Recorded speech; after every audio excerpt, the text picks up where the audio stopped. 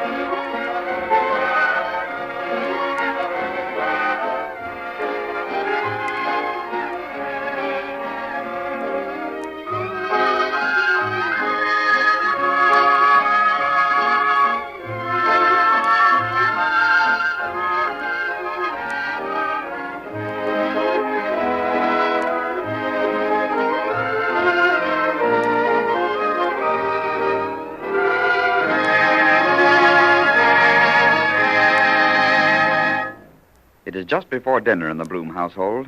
Papa hasn't arrived yet from business. The two girls are trying to sell Mama on an idea. Why do we have to stay home Sunday afternoon? Just when the weather's getting nice and the car's in good order, then you want us to stay home. Sure, we could drive to the lake. Yeah, and put up a picnic lunch. Who likes picnic lunches? Everybody does. Not everybody. Yes, everybody. Everybody means me too, and I don't like them. Well, you're the only one. If you want to eat, I say eat in a dining room. People don't eat in a field. That's just for cows. Yeah, but it's a lot of fun. What kind of fun is it? The sandwiches that should have salt ain't got no salt. The cake that shouldn't have salt is full of salt. And in everything walks around little snakes and different insects. Insects, Ma. What's good of all this talking? Sunday we're staying home. Your grandmother's coming here. And if you girls ain't, your father's going to be very mad. But she was here last month. Why does she have to come on a Sunday? She couldn't get away any other day. I don't see why not. She's got all week to come over. Why does she have to pick on a Sunday? She can't go around on a streetcar by herself. English signs she can't read. And Sunday's the only day Uncle Morris has got the time to bring her in the car. Oh, my goodness. Is Uncle Morris coming, too? He makes me sick. Oh, darn it. Well, if they are coming and there's no way out of it, why can't they just come along on the picnic? Your grandma's too old for picnics. And your Uncle Morris, he can't go either. He's got bum dogs. You shouldn't say bum dogs, Mother. Say he has foot trouble. Foot trouble, bum dogs. Morris has got bunions. Well, why doesn't he see a chiropodist? Darling, when a man has got bum feet, how can you cheer him up? I'm not interested in Uncle Morris and his bunions. I wish they weren't coming on Sunday. Me, too. We can't have any fun when Grandma's around. She's so quiet. What do you want your grandma to do, play our saxophone? No, but when she's here, we just sit around and talk. Don't you love your grandma? Sure, I do. Sure you do, but only on weekdays. Listen, if you have to go, I can't chain you in the house. You ain't convicts. You mean convict. Well, then you mean we can go to the picnic? Ask your papa. Oh, he won't let us go. I should say not. If Grandma wants to come over and Uncle Morris, too, we'd break a date with the President of the United States. You oughtn't to be so anxious to see her. She's your mother-in-law. Grandma Bloom is all right. I'll never forget the present she gave me when I started housekeeping. What was it? A beautiful mop. She bought it retail, just like a Gentile. That's a swell present. A mop. Why didn't she get you something ornamental? It was a beautiful mop, the very best. Oh, I think that's a terrible thing to give anybody for a wedding present. What good is a vase when you need a mop? What did Papa give you for a wedding present? Papa gave me the same as I gave him. Nothing. Say, listen, money wasn't so plentiful in those days. But Papa had a position then, didn't he? Your papa had a job, not a position. $9 a week is only a job. Is that all Papa made when you got married? That's all. $9 a week, a job, and $51 in cash. We made up our minds we wouldn't be married until Papa had saved up $50. So one day he came to me and he said, Becky, I have $51. Now we can do it. So we did it the very next day. Did you go anywhere on a honeymoon? Oh, you couldn't have gone very far with $51. Say, after we was married, we only had 44. $7 to get married. I'll never forget it. Almost a whole week's work. Didn't you go for a honeymoon? We took a long streetcar ride. Papa knew the conductor. You mean he let you ride free? No, but we only had to pay one fare. Did you have a big party at the wedding? Not such a big party, but everybody had a good time. We danced. I danced with Uncle Morris. In those days, he was a good dancer. He didn't have bunions yet. Everybody cried. It was a beautiful wedding. What did you wear? I wore a lovely dress from the best good. I wore it for years. Yetta, you remember when you was a little girl, you had a lovely white dress? Yeah, I remember. Yeah, that was the good. Well, I think it's a shame. I invited Sidney, and, well, I'll feel like a fool telling him it was put off. Yeah, and he was going to bring a fella for me, too. They can take you out Monday. Oh. Sunday ain't the end of the world. Besides, it's very fashionable for a lady to break engagements. You read it to me yourself, Yetta, from the paper. Advice to the lovesick. Oh, I can't do that. We've already made the plans. Won't you please ask Papa? That I can't do. If it was my mother coming over, your papa would go to 2 picnics. But it's his mother, so we can't even go to 1. Hello, Mama. Hello, children. Hello, Papa. Dinner Hello, ready? darling. It'll be ready in a few minutes. Why are you making faces? Why? Since I ate lunch, my stomach is killing me. Why didn't you have some bicarbonate of ice cream soda? I took it before lunch. I knew I was going to be sick. This morning when I got up, I felt bad, too. Why did you eat lunch, Jake, if you felt bad? So I shouldn't eat. What am I, a camel? Ay. What did you have for lunch?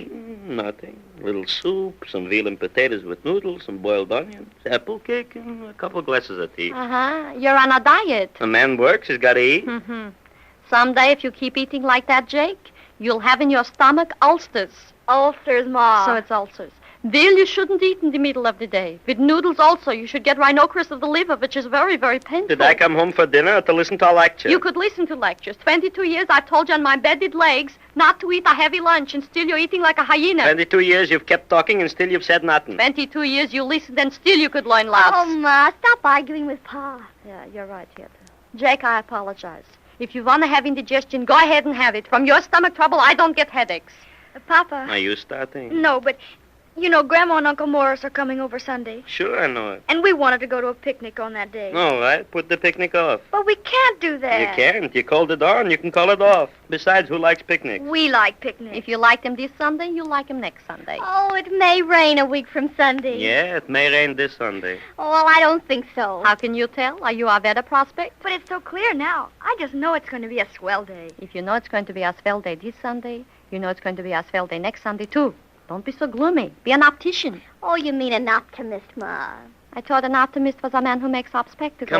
Come on, let's eat. All right, Jake, it ain't ready, but sit down. If it ain't ready, what's so good to sit down? Sit down and eat a radish. With my stomach, radishes. Chew it, and it won't hurt you. Radishes talk back to me. Don't answer them then. How about the picnic? I told you a week from Sunday we'll have a picnic. I'll have the car washed. I think if you called up Grandma and you told her that we were going out, she wouldn't mind coming the next Sunday. I wouldn't do it. It wouldn't hurt you any if you did. How can you call up Grandma and tell her not to come over? Because we're going out in our field and eat sandwiches? Yeah, she would be highly hurt. Of course. You can't say to an old lady, rather than see you, we're all going out and be uncomfortable. Maybe she'd come along. What? Grandma at a picnic? 87 years she eats in our dining room, and now she should eat in our pasture. Sure, she's too old for such And nonsense. your poor Uncle Morris with his hot dogs. How would he act at our picnic? Like a bull in a Chinese closet. Well, I wish you'd let me know so I can tell Sidney. Sarah, 1 hour we've been letting you know, and still you're mixed up. Oh, it wouldn't hurt them any to go along if they're so anxious to see us. They pick the most inconvenient days to come calling. Yeah. Inconvenient? Who is it inconvenient It's for? inconvenient for me and Yetta. Listen, I'm sick of talking all day downtown. My partner's crazy. My stomach is burning me. So with all my other troubles, I should call up my own mother and my poor brother Morris and fight with them all about a couple of sandwiches that'll give me worse indigestion than I've got now. Let your papa alone with his indigestion, Sarah. Can't he enjoy poor health without you bothering him? Sure. I am laying down the law. Sunday comes Grandma. Picnics we'll have later. If you've invited somebody, you can uninvite them. If he's a businessman, a cancellation is nothing new. Shall I call him up then and tell him it's off? Tell him what you please. If Grandma's coming here Sunday, we can't run away. Her, we can't take to a picnic, so the picnic is canceled. Don't bother your father. Call up Sidney. Oh, what'll she tell him? Sure, he'll think I'm crazy. Tell him the picnic, which we was going to have Sunday, has been postscripted to next Sunday. Yeah, and what'll he say? How can I tell what he'll say? Am I a magician? Whatever he says, the picnic is off. Call him now, and then we'll sit down and eat. Yeah, hurry up. Dinner is almost ready. All right, I'll call him after dinner. Call them after dinner. Look, maybe we could still have the picnic. Mama, how could we have the picnic? Say, who could tell? Maybe Grandma would like a picnic. Becky, you're talking like a fool. 87 years and suddenly she becomes a picnicker? Listen, Jake, last week in the papers, a man 102 years old got married for the first time. Yeah. If he would see what goes on in this house, the aggravation that I've got, he would think 102 is still too young. What aggravation have you got? What aggravation between knee pants and picnics with Sydney Shipbane thrown in? I've got enough aggravation to drive me Michigan. Yeah, all day long you eat veal with restaurant noodles. You expect to have a disposition like a canary and sing all day? Now, look, I'm not blaming you, Becky. I'm blaming Sarah. Don't blame Sarah. She's your own blood and skin. Sarah, Sarah. aren't you glad you called off the picnic? Picnics you can go to all your life. Your poor grandma's an old lady. Give her a little pleasure. Also your Uncle Morris. One Sunday they want to come here. Ain't it nicer you should put off Sydney than to put off those two old people? Oh, I never looked at it that way. I didn't think they've got much fun coming over here. We just sit and talk. That's their kind of fun. What else have they got in life? Can Grandma go dancing with gigolos? Can Uncle Morris take out chorus girls? The little pleasure they got in life is to see you, too. Surely that much you can do for them. Gee, I guess you're right, Ma. Of course I'm right. Look at it their way. How would they feel? All they got in the world is a little visit to see somebody they love. That's all. You're absolutely right, Ma. Oh, I'm sorry. I never thought of it.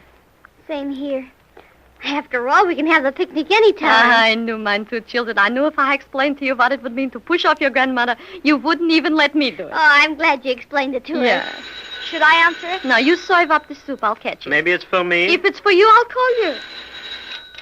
Hello? How are you? Yeah, thank you. We're all right. I'm glad to hear it. You don't say. Oh, sure. It don't make no difference to us. Call us up and let us know, eh? All right. Goodbye. Well, Mama, who was it? Uncle Morris. What did they want? He called up to tell us he and Grandma not coming here Sunday. Not coming? What's the matter? They can't come. They got a date. A date? Where are they going? They're going to our picnic.